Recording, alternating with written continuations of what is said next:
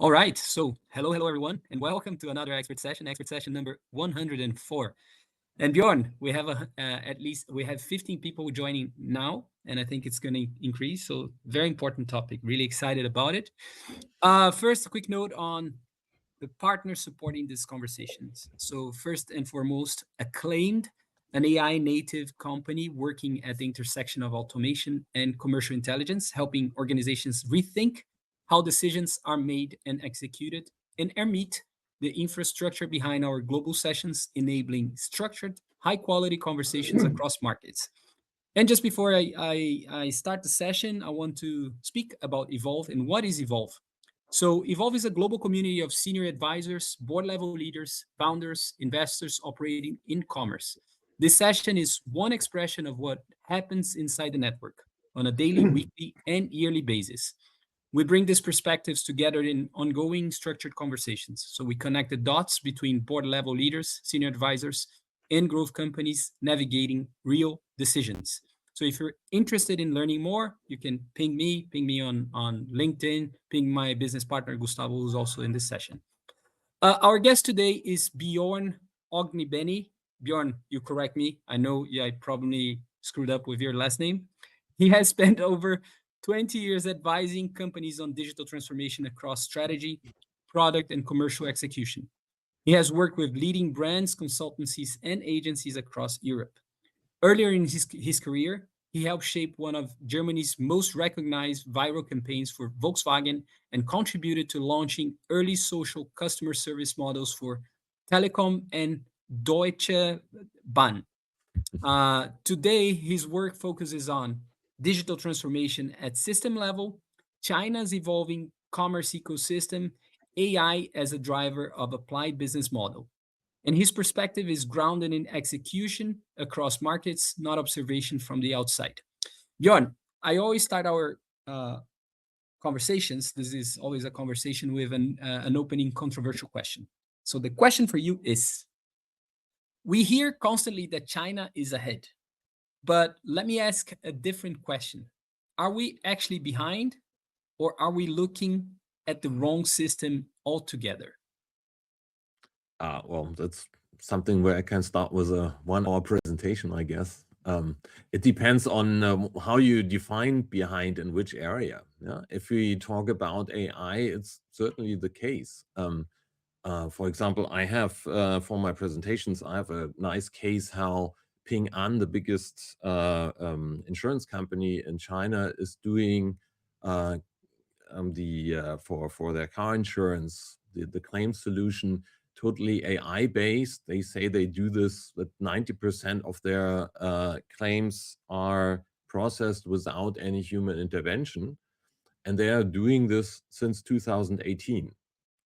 Yeah, long before all the ChatGPT AI hype, and that's something that nobody here knows anything about. And that's just one example, I think, where China is ahead of us. And I think the biggest problem that we very often have is that we talk a lot about new trends and about all these cool digital things and all the potential does it have, but we are not really scaling it. Yeah. I mean, we are talking about digital change for like over 25 years. And I'm sitting here in Hamburg, Germany. Germany is a very special country when it comes to change. Yeah, there's not much changing here, especially in the digital sphere. But of course, we are talking about this, and everybody in the West is talking about digitization, digital transformation. But very often we don't see it. Yeah, we don't really scale it. And what I usually very often like to use is a picture of from Blade Runner, yeah, the science fiction movies from the 80s. That's already in the past for us, where you see flying cars in the video, and the idea on the movie in the year was 2019, so it's already 7 years in the past. And we're not living in science fiction. The world outside looks very much like it was in the 80s, just we have now nice phones and we don't have to buy CDs anymore. But it's not like this fundamental change to science fiction that we are seeing. And if you go in China on the street, you probably see more science fiction-like things than you see in Hamburg, but also in Silicon Valley or anywhere in the West. Thank you. Rene, I'd like to bring you in. You've been to China, you lived in China. And so perhaps you can, help me frame the next question, but also, put some of the things that Bjorn was saying in perspective. Yeah, no, thanks. It's a great topic. I lived in China for about 10 years. I started my journey with China in 2000, and have been working with the market for about 25 years now. So it's been fun to see it change. And I think, to your point, Bjorn, it's been, accelerating, very quickly. Even pre-pandemic, things like QR codes and social commerce and digital commerce, all of that was well in advance. And to your point on AI, I remember, even 10 years ago, people, playing with AI in China, and I think being very advanced. I think, one thing that we've seen since COVID really has been just this really rapid scale of innovation. And I think the ability for Chinese companies, I mean, like one of the great examples I think is the electric vehicles market, and you're in Germany. So I think you've seen, some of the impact that's happening, and this ability to, number one, kind of leapfrog, right? They went in straight into, using computers and going from an electric perspective. But that hyper competition where they've been able to just, really innovate at such a fast, rapid pace, so that they're now, started with Tesla, and Tesla was kind of the thing that made it cool and relevant in China. And now the BYD and all of these other brands, Chery and these guys, are coming into Europe. They're going into the US. They are, have kind of, I think, grown so fast that I think Tesla looks archaic in comparison right now. The ability to change and innovate. So I think, one question I have is just, I don't know that everybody sees all of that innovation, to your point, because, since COVID, there's been such a break in between, China and the rest of the world, that I think it is kind of innovating on its own sphere. And, even things like an AI with DeepSeek and these guys who are innovating at such a fast pace. What do you think are the main things that people are missing? Is it just the speed of evolution and the speed of innovation? Are there new things happening like robotics or things that you think people haven't seen yet? What do you think is the big missing piece that people are not fully picking up on? I think it goes a little bit deeper than that, than just certain technologies. Is the fact that we in the West, I think, I don't know who's here now, where we have people from Asia joining, but we in the West tend to think that everything evolves around us, right? And that we are setting the standards. And we always talk about Asia is rising, and there will be some time where Asia is very important, but we probably missed that this already happened. Yeah, if you look in all the numbers and data, you see that Asia has risen. Yeah, and it's the most important market that most people live there, and that's where it starts. Yeah, to understand that. It's not about certain technologies. It's also about the societies and the fact that what's happening in China is something that's driving or is relevant for the whole globe. And it's no longer Europe who's in the driver's seat, or in the US in certain areas. Yeah, I mean, that's most basic thing that we have to understand, and then get interested in what's happening there. And I think that's the reason why we are missing all this, because people just don't care. They are not really interested in knowing stuff happening in China.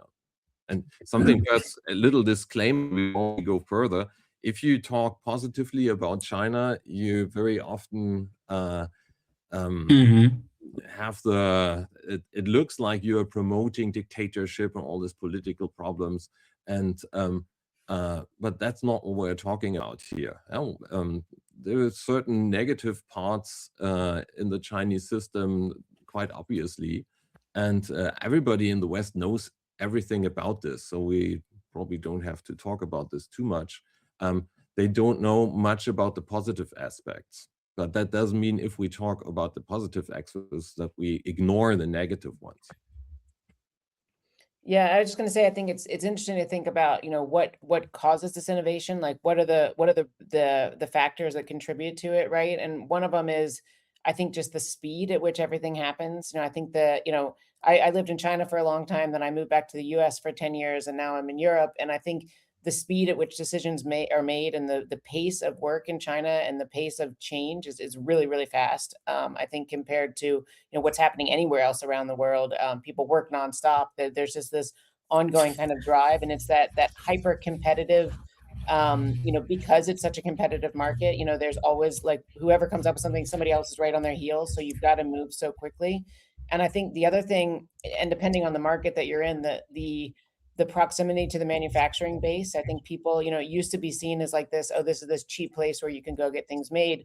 But now I think, the companies have gotten so sophisticated that they're able to work really tightly with the manufacturers. They're able to change really, really quickly, and using, high value components. It's not just about cheap things. And I think DeepSeek was a good example of that, of, they weren't able to get the right chips, but they were able to innovate so quickly that they got past that as a constraint. So I think this speed of change and this ability to like rapidly have this hyper competition that creates this area to be successful is something that probably all markets could learn from, no matter what the industry. Absolutely. I think competition is key here. And if you look to China and then you look at our markets, you realize that that's what we actually have lost, especially in the tech sector. Is there a competition? Not really. We have those big tech companies. Everybody has his own monopoly in his own little market. AI is now the only area that has cross sections all over, and that's why we are seeing so much happening there, because there is competition. But they are not competing for building the best product. They probably would say so, but I think they are competing for building the best narrative for investors, because they are optimizing everything that they do to justify their market caps, drive up stock prices if they are listed. That's the main focus for Western companies in the tech sector, but I think also in many other markets. We basically have lost competition in many areas. And if you look to Peter Thiel and his book 0 to 1, he even says that competition is for losers. Your aim should always be to have a monopoly. And the funny thing is, he says that if you have a monopoly and earn lots of money, that's when you can be innovative, because then you don't have to fear anything. And China proves him totally wrong, I think, because if you have a lot of money, you get complacent, and you're fine with not really competing because there's no competition. And that's why we haven't seen much innovation in the Western tech sector for the last 10, 15 years, with the exception of AI, obviously. In China, on the other hand side, you have over 100 car markets, EV markets, brands. And that's, as you say, is a hyper-competitive market. Nobody can relax just for a second. Everybody always have to come up with new ideas, because his idea from yesterday will be copied today. So he has to have a new idea tomorrow. And this kind of dynamic situation, that's something that you realize when you look to China, and when you look back to our markets, you see the difference. I like to thank you, Bjorn, and thank you, Rene. Gordon, I want to include you in this conversation. Gordon is building an AI voice solution, which you can briefly touch on, Gordon. But I like to frame it, or perhaps just share your perspective here on.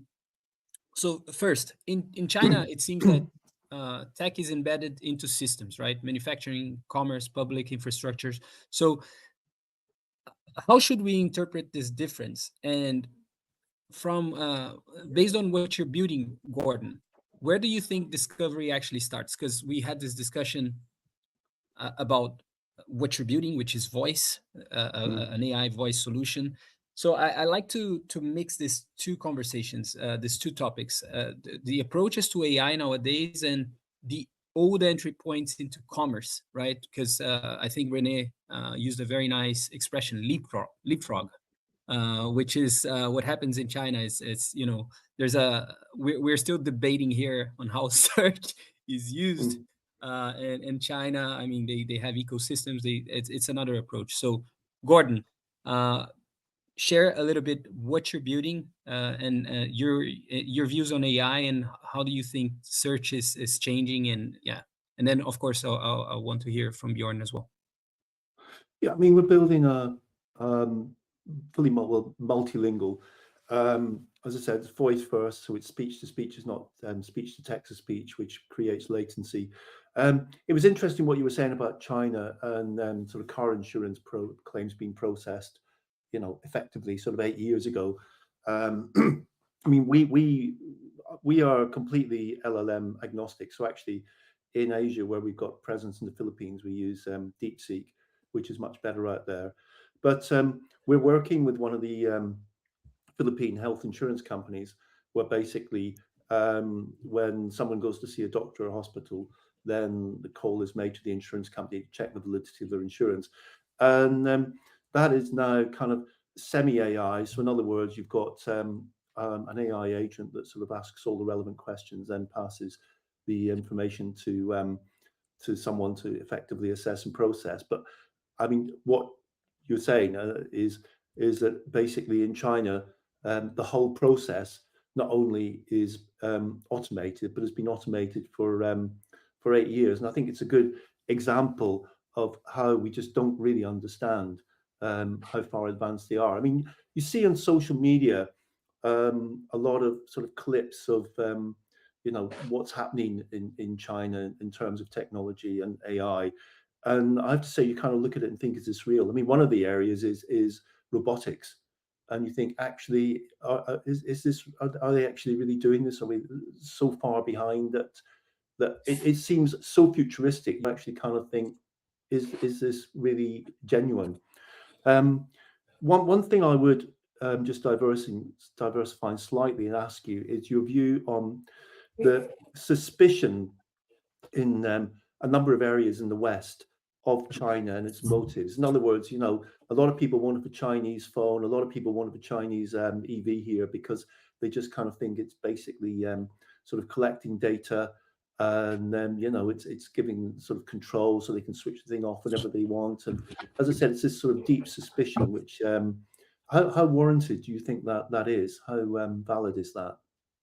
Yeah, I think we have no idea what happens in the future. Yeah. But what we do know is that the International Court in Den Haag had problems suddenly with Microsoft switching off their accounts a few weeks, months ago, last year.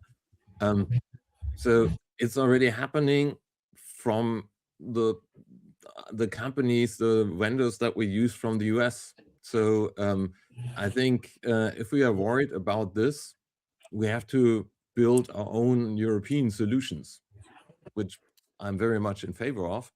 But I think focusing only on China with all these problems is probably, nowadays with Trump and all the problems that we see in the US, suddenly a little bit too narrow.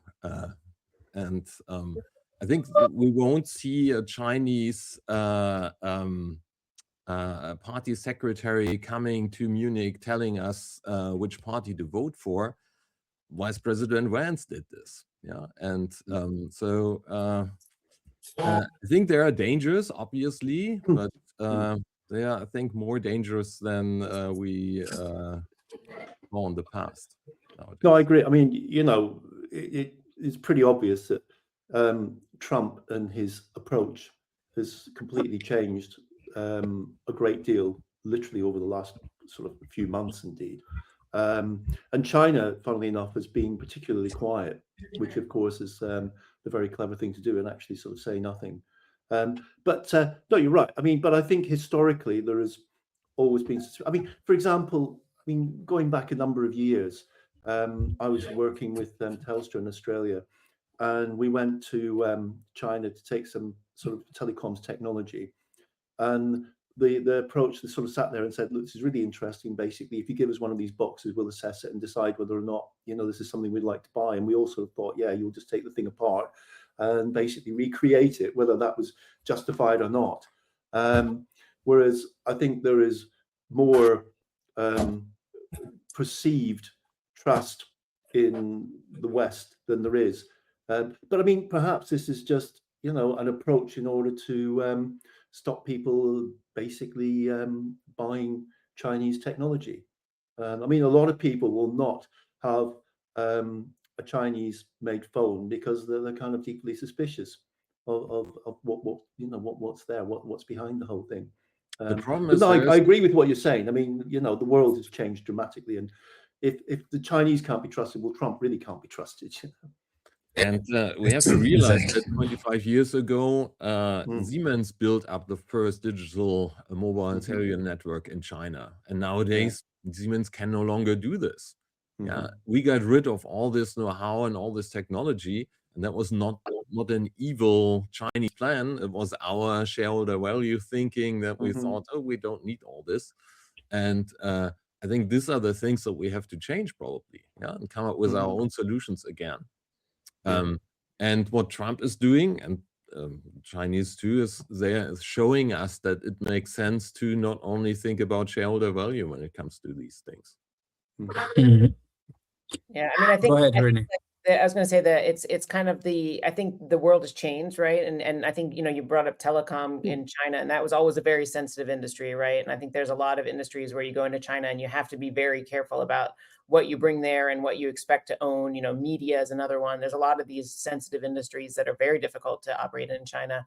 But I think, you know, to your point is it's kind of like, you know, privacy and things like that, like you're not any more protected from, you know, Telegram and Apple or anybody else, basically. So I think there is kind of this new world of like, you know, to a certain extent, in a sad way, I think the global market has kind of eroded some of that trust. So I think everybody has to go into these things, you know, with their own protections and their eyes wide open. And I think that in some ways it opens it up to a certain extent, because I do think, like, you know, you bring up like, you know, would you be willing to drive a Chinese car, a Chinese phone? And I think to a certain extent, you know, it's going to become irrelevant, because I think you know, it's going to depend on how good is it, right? How good is the car? Is it cheap enough? Is it good enough? And are you willing to take those, you know, those risks or thoughts about it? So I do think it's, you know, it's sort of leveled the play, this sort of kind of like eroding of trust globally has sort of leveled the playing field. So it's more about the quality of the product than it is about what country you're coming from. And I think that is a real change in the global landscape now. That, you know, one thing you're seeing a lot of is Chinese brands are going global like crazy, right? And you don't even know it half the time, you know. So I think it is. And it used to be like this thing of seeing like, oh, Chinese brand could never go global, it's not good enough. Now tons of Chinese brands have gone global, and I think people don't even really think about it or notice it. So I think it has really leveled that field, and I think we will see more, you know, cross pollination because of that. Yeah, No, I mean, I completely. Yeah, carry on. Sorry. The way now we saw Temu and Shein and all these very cheap product companies coming out of China, and that plays perfectly well to our idea of there's only cheap stuff happening in China, forgetting that our iPhones are also built there. And now but that was just the first wave. I think the next wave they're already in there are like EVs from China, who are actually pretty good. Or Labubu, you know, paying $100 for a little figurine from Pop Mart and things like that. I just wanted to mention Pop Mart, right? Yeah. So cool, clever marketing, creative products. Anta Sports is probably an interesting company to look at. Yeah. The third biggest sports manufacturer after Nike and Adidas, I think. And those are the companies that are coming in the second wave, and we are already in there. But the third wave probably will be ecosystems, where those Chinese are tying us into their ecosystems because they're working very well. And that's the next wave of companies out, and we will be probably overwhelmed a little bit by the speed, but also by the thinking, because we don't build systems, we build silos, and that's how companies like Apple or Microsoft or Google are successful. They're building these silos and lock people in there. And there's probably a reason why most of the Chinese AI models are open source.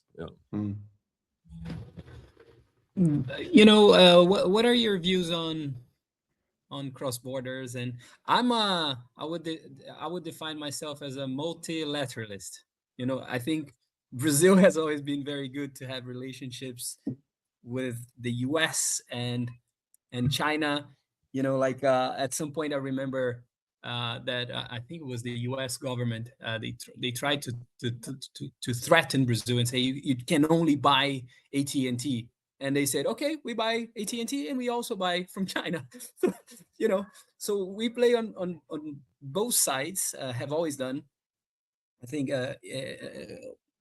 Brazil plays could play more, a very interesting position in that sense. So the first question I have is more like on your views on multilateralism and in this world that we are living, and this was not in my script, by the way. And the other question I have is, like more for Europeans, because I think trying to talk a little bit about blind spots. And again, ignorance is a blessing or not. Like we speak about China, but I mean, these guys are really hardworking, like it's such a competitive culture, and they're doing great stuff. And in Europe, like people are discussing working 4 days a week. It's like bizarre. And in my opinion, like you want to have all of the great stuff and work-life balance. I don't think these things they if you want to build great stuff, maybe you can have a lifestyle business, but you're not necessarily going to have something very different. And so I sometimes I struggle to understand the European mindset, the I won't call it laziness, but I would call the slowness. And I think it's really hard nowadays to discuss what we're discussing without talking about politics in a civil manner. If we're able to discuss ideas. So yeah, I think I just threw a lot out there. I'll open the floor for our members to speak soon and to ask their questions. But yeah, multilateralism, this mindset of work, I don't think it's something that's going to change overnight here in Europe or in other countries. Yeah, so Bjorn, your views, and then Rene, Gordon, I'd love to hear you guys. I think it's not the problem is not laziness. The problem is more efficiency or efficacy. If I spend a little bit less time in the office, but I'm doing really great work, then I can achieve great results. When I'm just there doing meetings without really achieving anything, it doesn't make much difference if I'm there like the Chinese 996 from 9 to 9 for 6 days a week.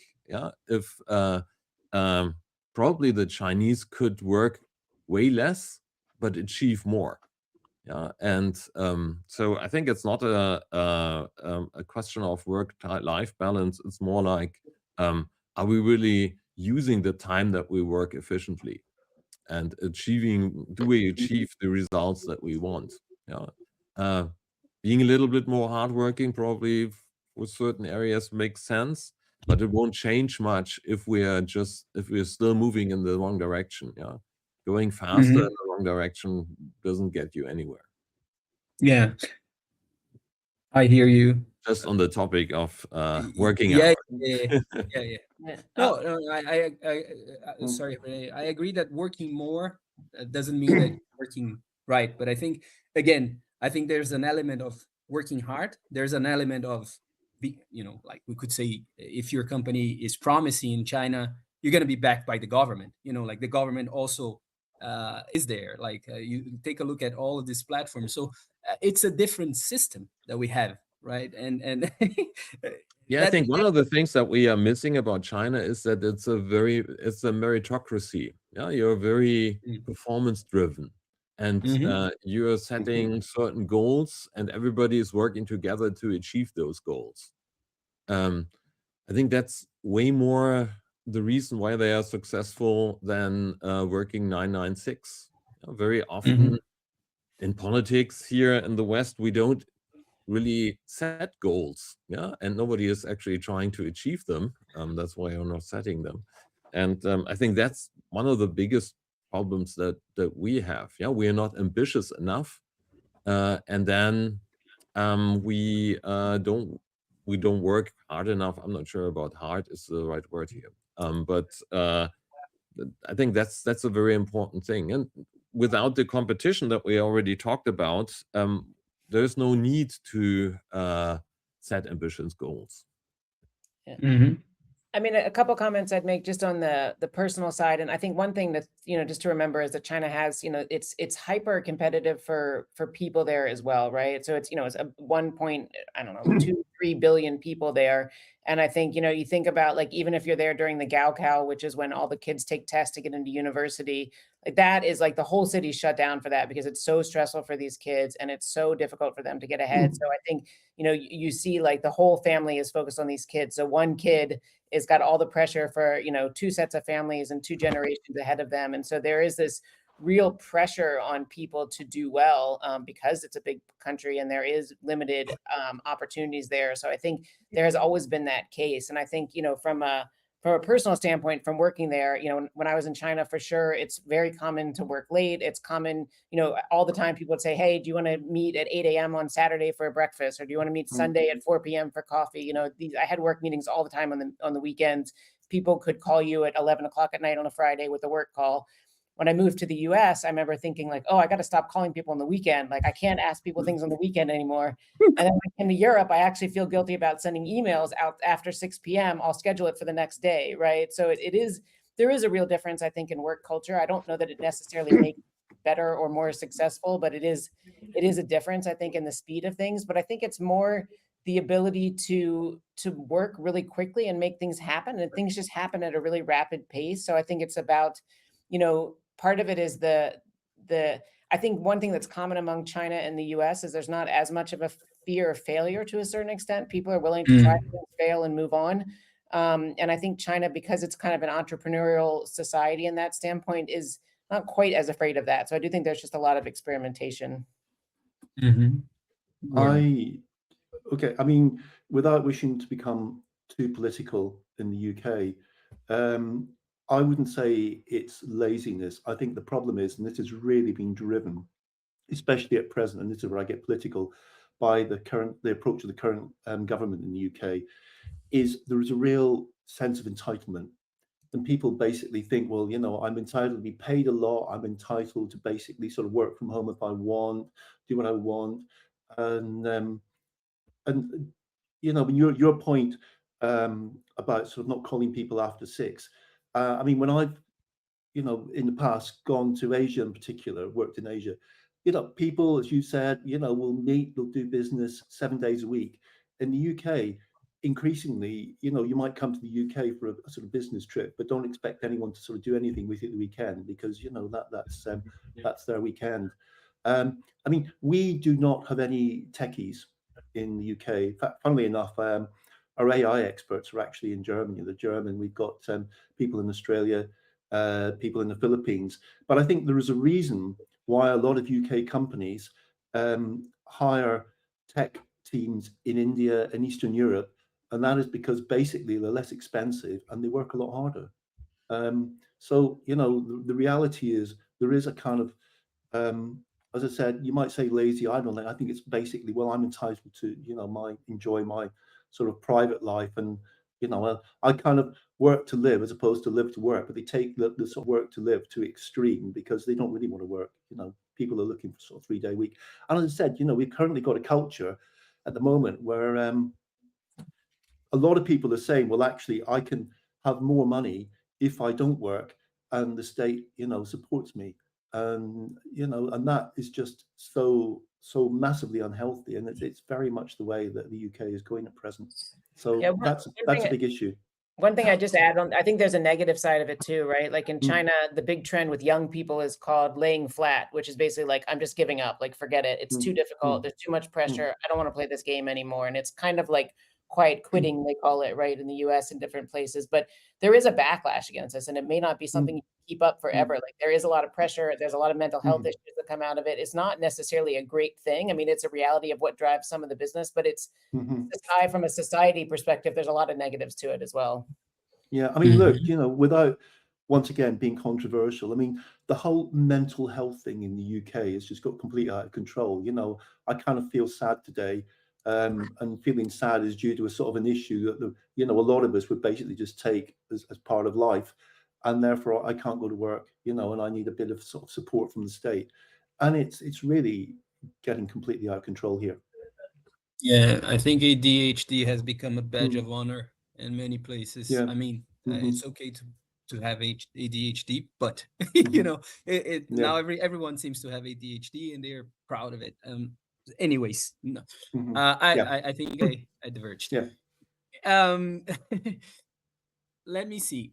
So we are gonna open the floor here. Hendrik, good to see you, Hendrik. Hendrik is Hendrik, where are you speaking from? If you could open your camera, always good. Hey man, good to see you. Hello, folks. Nice to see some friends. Hello, Carlos. Hello, Rene.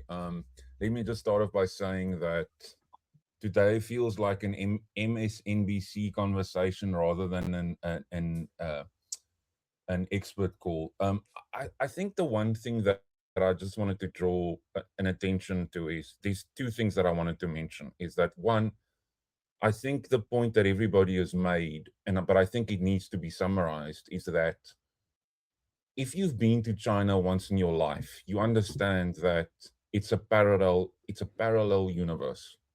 It can't be rebuilt in other places. Until you get to that point, you chase the dragon, pardon the pun. The second thing that I'd also like to mention is, and I think Bjorn's mentioned this and Rene has mentioned it as well, but I think because I sit in Cape Town and I see what China's done in Africa, I think we need to really recognize that from a political standpoint, the Chinese have played checkers while the rest have played chess. The Belt and Road Initiative and the current working on the Digital Silk program, they've done the hard yards while the West was doing all kinds of random stuff. They've built the infrastructure. I'll just give you all one example of how the world has changed. So as I live in South Africa, we have agriculture that used to be exported to Europe, the US, and the like. Obviously, Liberation Day happens and suddenly exporting to the United States becomes rather more expensive than what it does. And we all know the tariff is gone. So what has happened is that if you go in Beijing or in Hangzhou or wherever in a store, you will see agriculture that's labeled from South Africa. And that's a badge of honor where people buy goods from. The point that I'm trying to say is that we in the West need to really be very careful about how we perceive China. China is no longer the manufacturer of cheap junk. Newsflash, that's no longer the perception. They've morphed into becoming a consumer and an investor. And that changes the status quo. A couple of weeks ago, Carlos shared on the WhatsApp group, he shared the iFood battle in Brazil with, consultancies doing all nasty things and all kinds of stuff. But the point that I'm trying to get to is, I live in Africa. Our mobile phone infrastructure is powered by Huawei, Chinese. We have significant investment from BYD in terms of public buses. I understand that if you sit in Europe, your perception is very different than what mine is. The Belt and Road Initiative created infrastructure. The Digital Silk Road is ensuring that goods can be shipped to parts of the world in days. I'm waiting for the day in the next 12 to 18 months where I can buy an item from a Chinese manufacturer and it gets delivered to me in South Africa between 5 and 10 days. Oh, wait, sorry, it already exists. It's called Temu and Shein. The point that I'm trying to say is that if you love having these conversations, and I'm here with friends, I think we just all need to just understand that the China from the 2000s versus the China in 2026 are two very different organisms, and the West has helped developing markets become more at ease with taking investment from China and Africa. I will just say that I've enjoyed this conversation thoroughly today, because for me, this is the biggest challenge that I see coming in the next 5 years. Chinese businesses are going to be very big in cross-border commerce. The only thing that they are looking for is land to buy warehouses on. We've already seen this in the Middle East. We all know what's going on there. The point that I'm trying to say is that China is no longer the China from the 2000s. Thank you for listening to my TED Talk and this long random rant. But the point is that we need to have this conversation, and people need to check themselves at the door. Yes, I know there are risks. I'm not an idiot.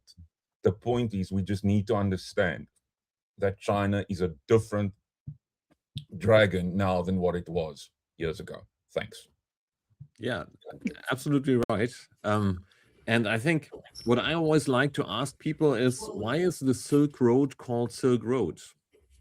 Yeah, the answer is pretty obvious, because we got silk from China for a couple of thousand years, and silk was the most luxurious product back then.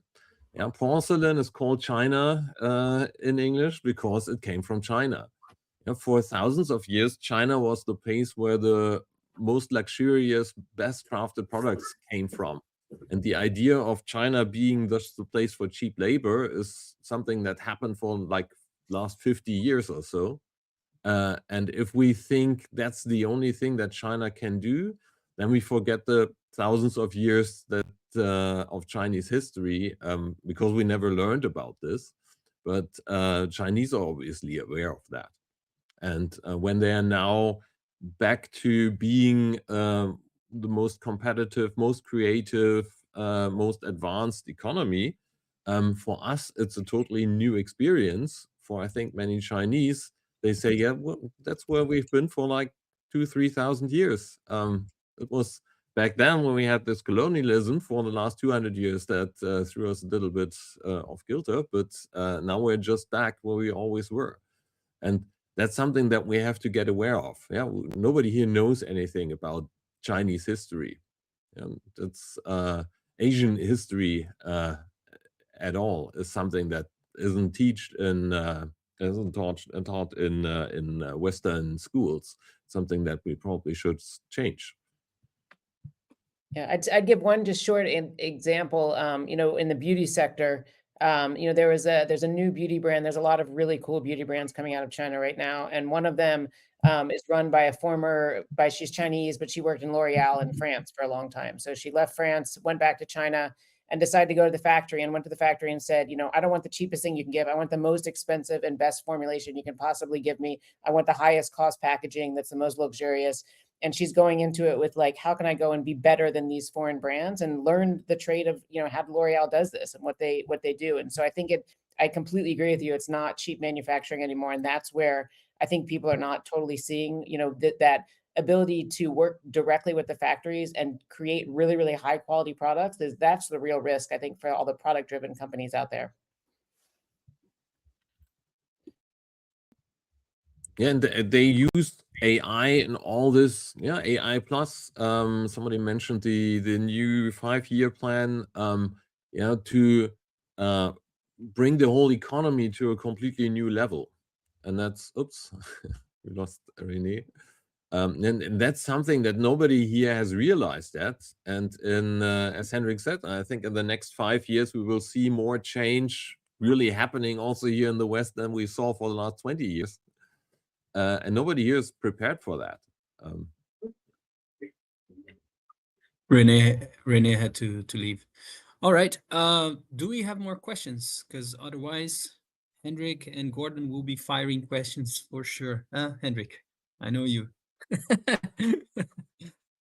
I was going to ask Bjorn, I'd like his thoughts on JD buying Media Saturn and that whole thing. From what I'm reading, and my German is powered by Google Translate, the vibes are that the transactions under scrutiny. How does this look in the next 5 years, Bjorn? Yeah, Is this going to be the state of play where we're going to see more Chinese brands because they have the cash going into the West and buying brands? Or what do you think about this first iteration of this situation? Yeah, first of all, I think most of the countries have already, EU countries have greenlighted the deal, except Austria. And just last Friday, after markets closed, there was a very ominous press release from MediaMarkt saying that, yeah, well, we have a little problem there, and we actually don't know exactly if and when we will get the permission to do the deal. And that sounded very, not sure if this whole thing goes through. But if it does, of course, there are also a lot of people here who complain about Chinese buying such a big company. The problem right now is that here in Germany, in online retail, Amazon has like 70% market share, and it's climbing. And all the local companies can't do much against it. The only new entrants that were successful in online retail was Temu and Shein. With all their issues, okay? But if now we see a Chinese company put a lot of money into a German player or a European player and making it big, I see it more as new competition for Amazon than the Chinese taking over the market. And I think in the contract, for example, there's something in that they won't change much in the front end, so to say, stores and all this for the next 5 years. But they probably will do a lot of change in the back end. Yeah, logistics, purchase, sourcing, all these things. And maybe also the online systems will be much more competitive. But perhaps one thing that gets overlooked, when the deal was announced, I saw a lot of comments on LinkedIn where people said, yeah, maybe then MediaMarkt Saturn is able to deliver things as fast as Amazon.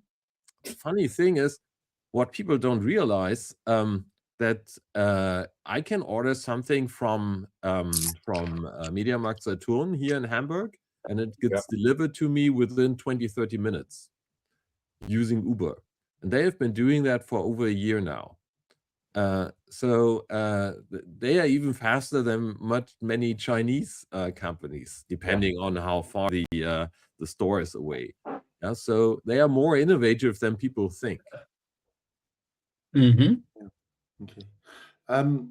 Carlos, I'm going to have to drop out now, I'm afraid. But Bjorn, that was really interesting. Thank you. Very good to talk to you, and also your comments as well, Henrik. Okay. Gordon, thanks very much. Yeah. We'll catch up. Okay, good. Thanks. All right. Thank you. Bye. Cheers. Bye. Henrik, you stay there. But you're welcome. I don't have to pressure you. No, right?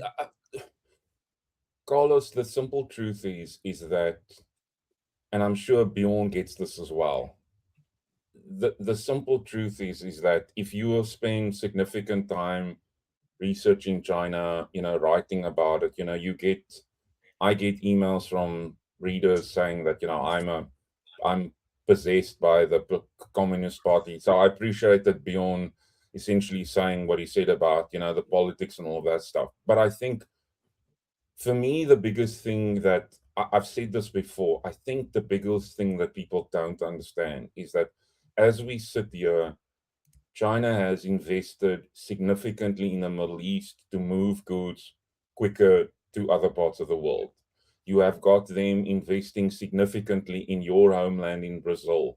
I don't think people understand that there's lots more happening in Latin America that doesn't make the news because it's in companies. So the point is, for me, is that I think we need to understand that the going global playbook that we've seen for decades from American companies, you buy or you build, I think that playbook is gone. And I think the Mhm. way that the Chinese have done, and I think this is the interesting thing for me, is that they do it with partnerships. You know, it's not just Exactly. one, Yeah. it's multiple Chinese brands coming into a market, you know, because I think for me the most interesting thing is that what people don't also speak about is that, you know, if you buy from Temu or Shein or whoever, all the packages, you know, there's lots of Chinese businesses that are dependent on these super businesses because they're Mhm. essentially the rails. And I think people like Bjorn, myself, Rene, and others, the the biggest challenge the West has is that we have a perception problem that is made by the media. You know, I wrote in the chat, I think the biggest thing that I've learned in the last 18 months is that Western technology companies have done a great job of convincing the world that they don't work with governments. Newsflash, they all do. But it's only the Chinese that gets hauled over the coals in the front of the Financial Times and others.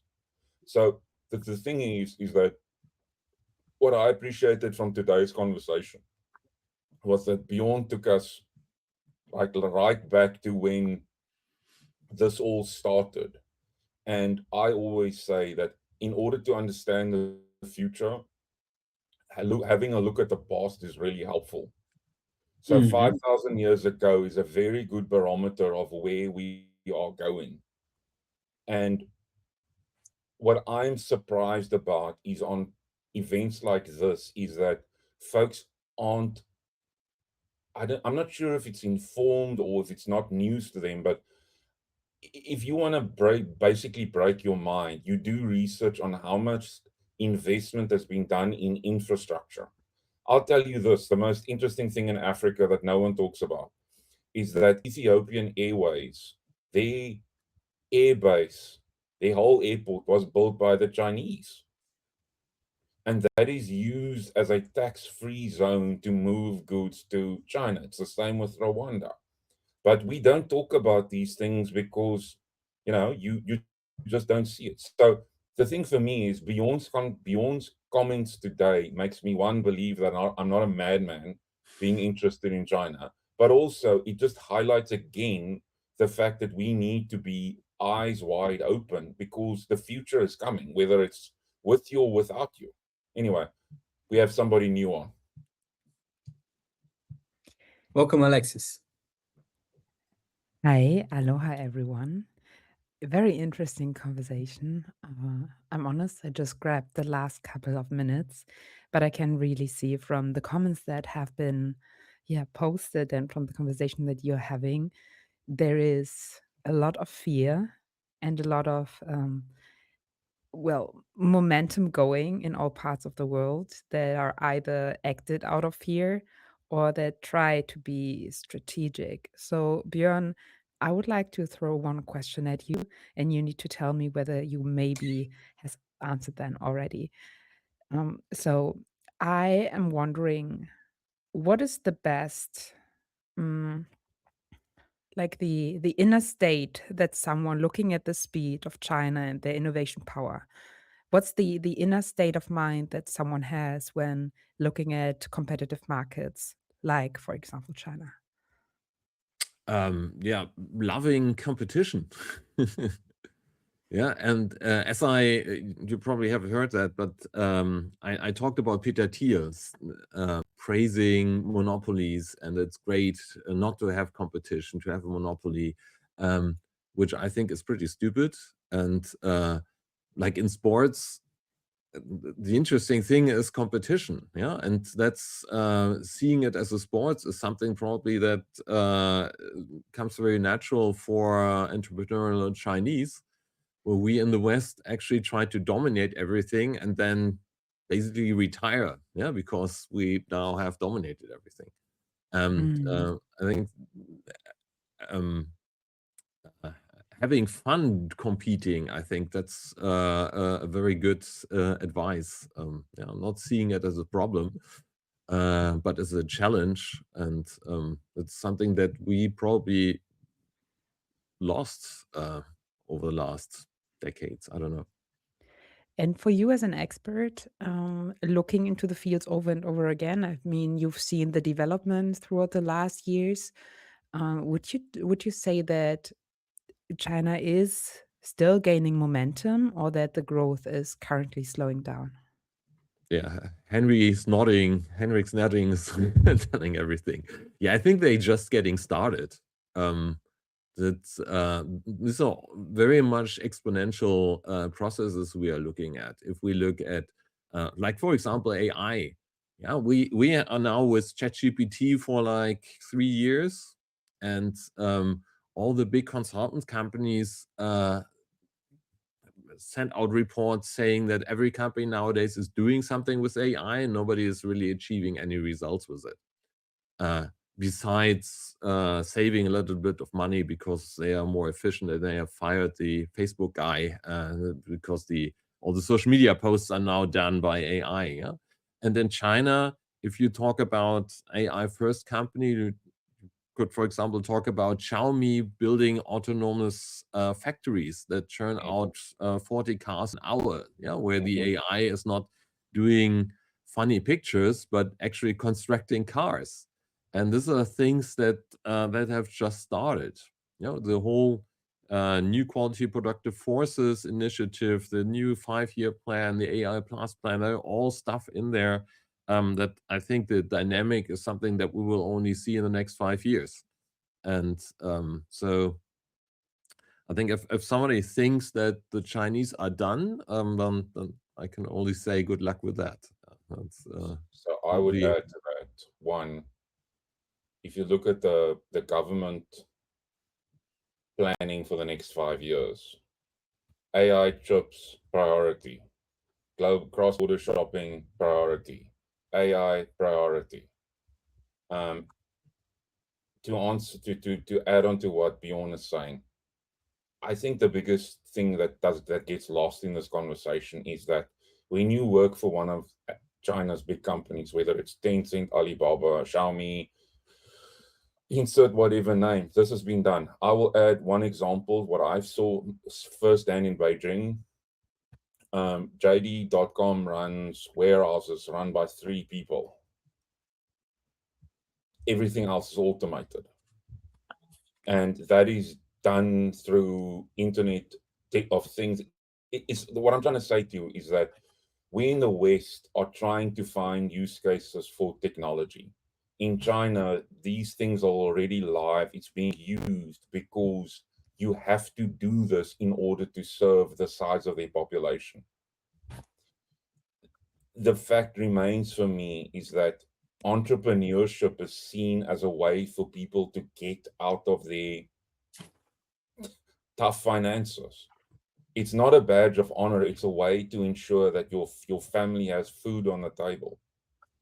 And Alexis, let me just be clear here. You want to watch this video right from the start because the guys and the girls go very deep in this, but it's also, I made the sarcastic comment that today's an MSNBC show in the sense that we go deep down into this topic because if you work in commerce, you work in technology, we all see the same thing. This is going to not stop. I will add, I think the one thing that changes in the next 5 years, and then I'll stop talking, is I think we will see more Chinese brands move manufacturing to other parts of the world to create jobs for others. We have an example in South Africa where Great Wall Motors, I think is the company's name, they are going to be sharing a Mercedes-Benz plant for motor manufacturing because of the tariffs. Can you think of in the last 50 years where a German and a Chinese motor manufacturer shared a plant? It doesn't happen. So Not in that case. I used to work for VW, and we had obviously we had, like, VW has factories in China, and they're 51% owned by the Chinese because that's their legal policy.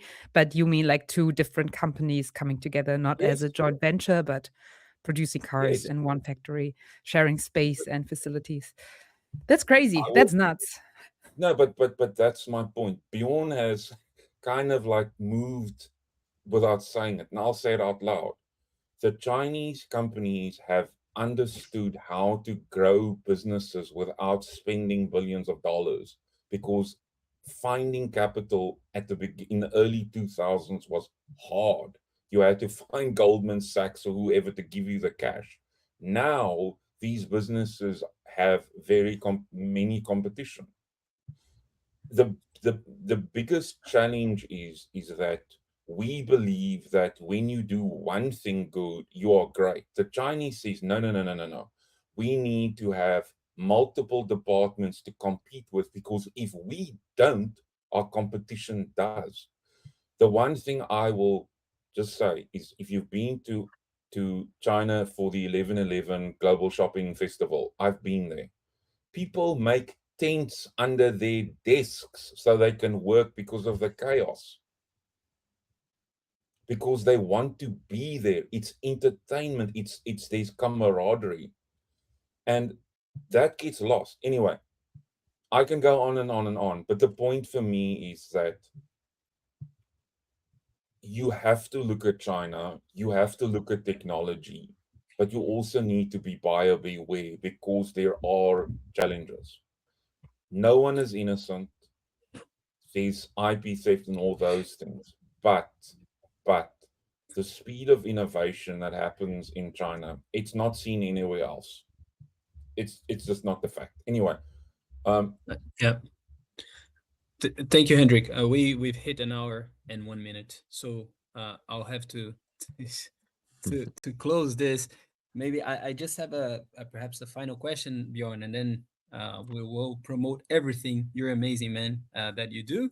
But I think for me, one of the key takeaways here in this session is partnerships. And I've been, what Hendrik is saying, what you mentioned, without necessarily being so blunt about it. China masters partnership. Like, I'm speaking from Denmark.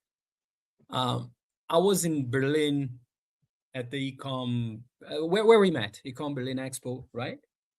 And I have seen so many booths there from Chinese vendors, which you don't see in Denmark necessarily, because there's a narrative in this country that, oh, Chinese are bad and so on. But the Chinese are very quiet. Like, if you take a look at the Economist front page this week or last week, they said, oh, how great it is, what you should do when your enemy is making a mistake, because Mr. Trump is, goes and he's loud in his way, and he has his book, and the Chinese are quiet, creating his partnerships. And I was very, very positively surprised that I saw so many Chinese vendors in Germany.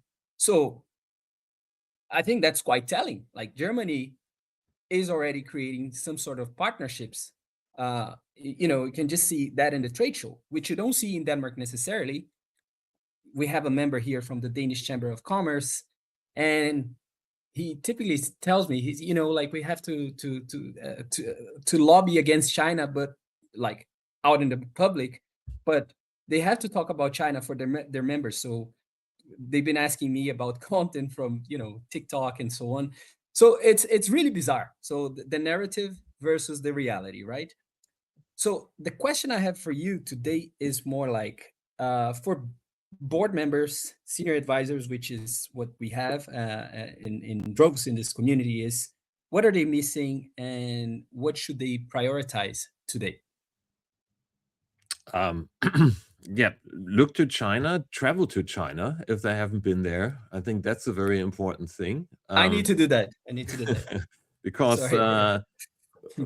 we can do keynotes and presentations all day, but standing in the middle of one of the biggest cities in the world and not hearing any cars, because they are all electric and have been for the last 5-10 years or so, buses and motorcycles or scooters, is something that you have to experience. Yeah, I actually do trips with executives to China, and usually they start very self-confident, and this self-confidence erodes over time very quickly. Because they realize that how much far behind they actually are. Yeah, and but that's something that you can easily dismiss if you just see a presentation. If you get your food from a robot in a hotel or something like that, you realize that all the stuff that we are talking about, and where we also have our POCs and our pilots, and we also do this AI thing for quality assurance in the factory and so on. Yes, we do this, but very often on a very small scale. And in China, they are doing it on an industrial scale. And that's something that gets quite impressive when you're standing in front of it. Yeah, like, for example, the JD logistics stuff that Henrik was talking about. Yeah, I'm sure that every logistics company can show you some warehouse where they have the same technology for research purposes and see if things work and how much automation is possible and stuff like this. But the everyday stuff that they're doing it in the same way they have been doing it for a long time. And in China, these things that we are talking about very often is something that's nothing new for Chinese. It's totally normal for them. Because they have been doing that for quite some time. I posted a link to a Medium article that I wrote a couple of weeks ago about AI and China, and the fact that we are talking about AI will change everything. And I keep, and it might, yeah, and it has a lot of potential. But what I'm wondering is we forget that we have been talking about this for over 20 years with every digital trend that we've been seeing. And not much has actually been changing, yeah? Because very often we are stuck in a what I like to call innovation theater cycle. Yeah, we talk about. I actually have it here. Not sure if you can see it. Looks like this. Does this work? Oh, not really. Anyway, when we just talk about new innovation, then we build these proof of concepts. And everybody is very proud of himself. And then we realize if we try to scale it, we have all the data in silos, we have this legacy systems, we have this politics problems with the other department, and we're not able to scale it. Yeah, and then we just get stuck with the pilot and churn out press releases about this. And after that, we hop out to the next trend. Yeah, we are seeing this exactly thing happening with AI. Yeah, yesterday was Gen AI, now it's agentic AI. We already moved on from Gen AI without really doing much. Now everything is about agentic AI, and everybody's very excited about building agents. And in a couple of months, we realized, oh, these agents need lots of tokens, and it's quite expensive to actually do work besides POCs with it. So we have to find something new, and there was probably something new coming up then. And we are riding around the cycle without getting anywhere. I could go on about the new terms that our American friends like to coin, but they're very good at it. Bjorn, thank you, man. Appreciate your time today. I think we just found a new tech expert, tech transformation in China expert. You're gonna have a chair here, an official chair of yours whenever you want. So time to sell, how people can find you. And yeah, we'll add links and your workshops in the description and on YouTube. So please. Yeah. What's the best way? Yeah. LinkedIn, obviously. My name is pretty easy to find. And I just posted the website where you find everything about me. And Carlos already mentioned the workshops. We're doing 3 kind of workshop formats, but they are in German. So if you speak German, you find them on the website. We're thinking also about doing them in English. We haven't started it yet, but that's one thing. And the other thing is we have a WhatsApp group where people actually join. It's a very cool group, by the way. Well, I haven't lined the. I will promote for you. I will promote. Okay. Yeah, we can send it out. And yeah, that's probably also a good way to engage with the community. Sounds good. Sounds good. All right, everyone. So Bjorn, Ognibeni. I hope I'm not screwing up Close your enough. last Yeah, name. Thank you all. See you next week. Thanks, Bjorn. Thank you, Hendrik, Alexis. Bye. Thank you.